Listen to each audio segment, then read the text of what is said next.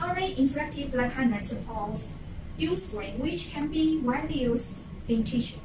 Now I will show the details to you. Okay, now let's begin. Now press the multi-side task button, then we will call out the dual screen. One side can be used for whiteboard. The other side, we can search something from the browser. We can find something from the file manager. We can do Horion wireless showering. We can do voting, or we can do the agenda time. Okay. Now let's show some operations too. Okay, like this.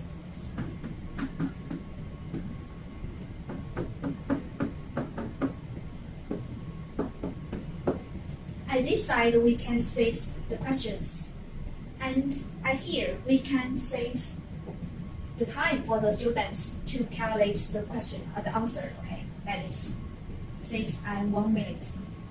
Then begin.